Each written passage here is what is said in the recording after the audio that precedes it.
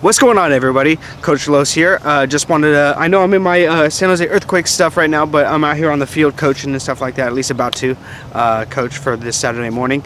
So it's December 15th, and it's a few days after the United and Valencia game, and it's been rough. It's been a rough week. We got Liverpool tomorrow morning, and it's going to be, at least tomorrow morning to me, here in California, and it's going to be a rough game. I'm not optimistic about it at all. And we're going against Liverpool, which is our rivals, so it's gonna be rough. But there's a few things that I wanted to talk about with you guys, so let's get started.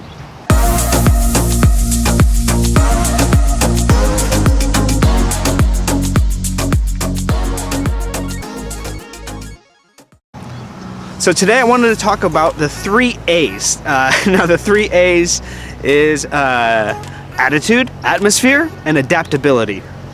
So with the attitude thing, it's all these things are going to be kind of related to one another, and they're all going to be kind of circled around Mourinho. When you're the manager of a big club like Manchester United, sorry, but things are going to be put on you, and you have a big effect on what goes on at the club and stuff like that. So here it goes. Now, attitude, clearly. During the summertime, I was one of those people who was saying, let's get Mourinho out of here, let's get rid of him, because his attitude is just a virus throughout the club. I mean, it's kind of ironic that he called Pogba a virus, but the truth of the matter is that his attitude isn't very good. And I kind of actually blame that on the board. And the reason why I blame it on the board is because clearly they weren't going after the guys that, that Mourinho wanted. So that kind of put him in a bad mood. But if you're Mourinho, on the other hand, you need to just kind of accept the fact that this is what the cards that you're being dealt. They're not that bad of cards, so let's go ahead and go for it and let's lean into this and make the best of it that we can. And he just doesn't seem to have done that. He seems to be kind of over it and doesn't want to be a part of this club anymore, it seems like. And I might say this time and time again, but I feel like it's a little bit of a Trojan horse attack where he's now kind of in the club and he's like, well, I'm here, they're not giving me what I want, I'm not happy, so I'm just gonna demolish this club from the inside out. And it sucks to be in this situation as a fan. So yeah, his attitude seems to be kind of spreading throughout the club, to the players, to the board, and everybody else, and the coaching staff. The coaching staff looks miserable. I mean, have you ever seen Michael Carrick look so miserable in his life? He just looks like he's hating life right now. And I think it's because of the attitude and the atmosphere. So you have all these players who are playing really negatively. Anthony Martial, Jesse Lingard, Marcus Rashford. I mean, he's doing all right. He's trying. He's giving it his best, but he just doesn't seem to have his head in the right place. And the reason why I say that he doesn't seem to have his head in the right place is because of the atmosphere at Manchester United. Now, again, this kind of comes down to Mourinho, because he seems to be creating an atmosphere where nobody seems to be able to thrive. And that sucks, because when you create an atmosphere that's so toxic and so bad that you got guys like Anthony Martial saying he won't sign a contract as long as Mourinho is at the club. And then you got guys like Paul Pogba, who don't seem to be able to play with the freedom that he can, or that he should have, in order to play a good game or to play at his best. And as a coach, as a manager, your job is to put your players in the best position to win and to have the most potential and to exceed or to accomplish that potential.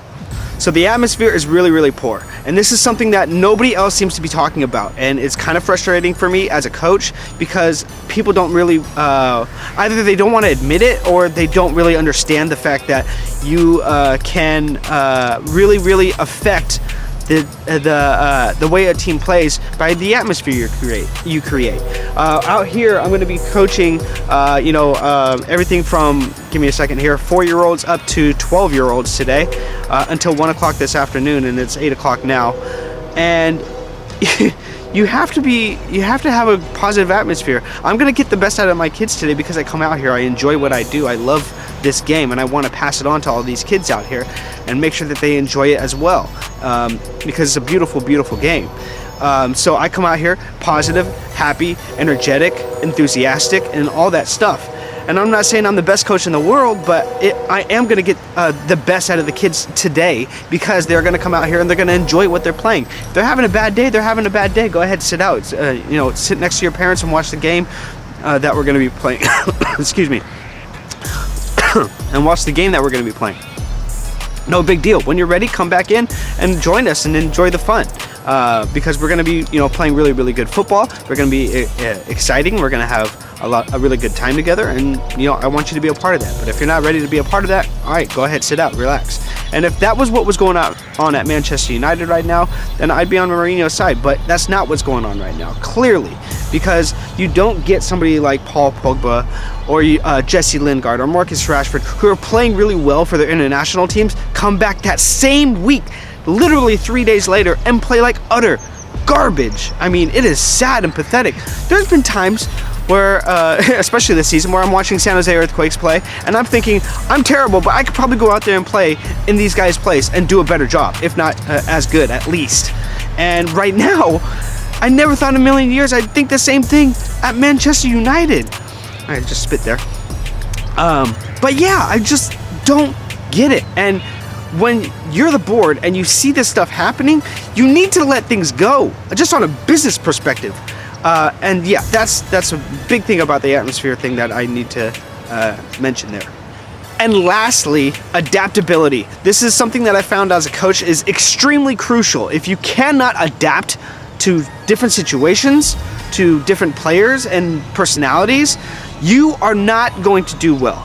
And I think that Mourinho has become this kind of grumpy old man, get off my lawn type of individual, and that sucks because, he used to be pretty damn good at, coaching and everything like that. Maybe not as great as man management, but he did better than what he's doing now at Man United, and it's depressing. When you can't adapt to different personalities, think about it. You have goalies who, in my perspective, to be a good goalie, you have to be really, really smart, and you have to be absolutely insane to be running and sprinting at people and diving at their feet and stuff like that. You have to be out of your mind. So that takes a certain personality. And then you have defenders who, need to be, I would say, kind of well-disciplined, strong, determined. You can't let anybody get over you. You can't lose your cool too much, but you have to be rough. That takes a certain personality. Then you have midfielders, you want them to be creative, quick, determined, unforgiving, all these things that create a really good midfielder. That takes a certain personality. And then forwards and so on. Forwards, wingers, attackers, they all have personality traits that help contribute to that position and which help contribute to a team. And as a coach, like I said before, you need to be able to adapt to that. You need to be able to approach every player a little bit differently. And I don't really necessarily care for people being softies or somebody who can't handle criticism or something like that. You need to be able to handle criticism. That comes onto the players, and that's the easy fix. If you can't handle the constructive criticism, then you need to go. You don't fit in. You don't work well. If you don't have the skill, like I don't have the skill, then you need to admit that, work on that, see what you can to do to fix that. So adaptability is extremely crucial, and like I said before, with the whole not getting his way thing, Mourinho needs to just accept the fact, deal and adapt to the situation that he's in, and deal with it and make the best of it that you can. If you can't, you need to get gone. So really quickly, I wanted to just touch a little bit on what is going on with the board and everything like that. So one thing that I wanted to mention is that they don't seem to have any vision for the club. And a lot of I see a lot of English people's or English fans commentary on this, and I think what they're missing is the fact that these guys are Americans, and unfortunately, and I might have said this before, unfortunately, their main thing is money. You got to make that money. In their eyes, and they're looking at things in a quarter, at a quarter of a time.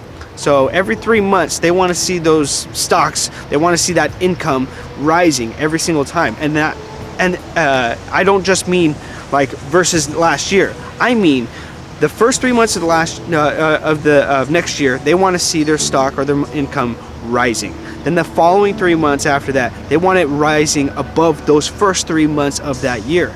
And if it's not, then they're going to make an adjustment and make it so that whatever, they're going to benefit themselves in the short term. That's all they care about, okay?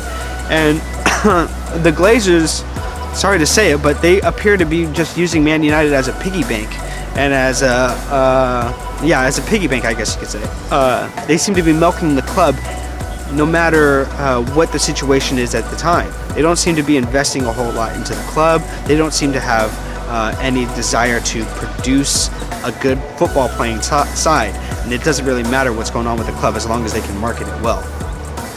And that's a bit of a problem too for the Glazers, and the reason why is because if they're not playing good football, they're not going to bring in viewers, they're not going to bring in more fans, because that's, like I said before, I fell in love with the club because of the way they played, because of, you know, how much fight they had and how good they looked and everything like that. Not because, you know, they put a bunch of ads out and stuff like that. That's ridiculous. So yeah, no vision, big problem with the club right now. And then the other thing is no process. There doesn't seem to be a process other than, you know, what makes us money. Everybody keeps talking about how they are not going to fire Mourinho until it's mathematically impossible for us to finish in 4th place. I agree with that. I'm just saying that that's really crappy to run a club that way. I mean, you have to look at things in the long run in order for things to be successful when you're running a club like this. And it's just terrible. I could go on and on about this, but I won't bore you with the details just yet. So, with some people who might be watching this and thinking, you know, what do you do with a club or with a board like this? And to be honest with you, you have to speak their language. A lot of fans are not going to like this who are Manchester United fans or San Jose Earthquakes fans, but this it's just true. The way that they understand things is through numbers, okay?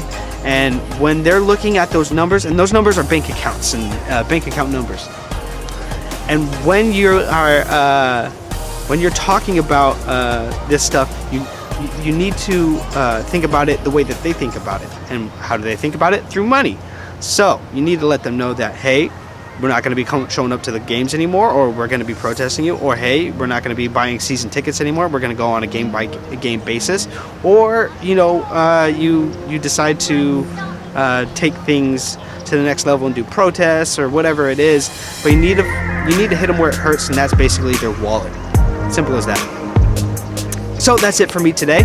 I just wanted to get a few of those things off my chest and put it out there in the discussion. Hopefully some people pick this up and we can talk about it, because tell me if you think I'm right, if I'm wrong, where you think I'm right and wrong, and why. And that's pretty much it. So leave a comment down below, kick that like button, and subscribe to stay in the game. See you guys later.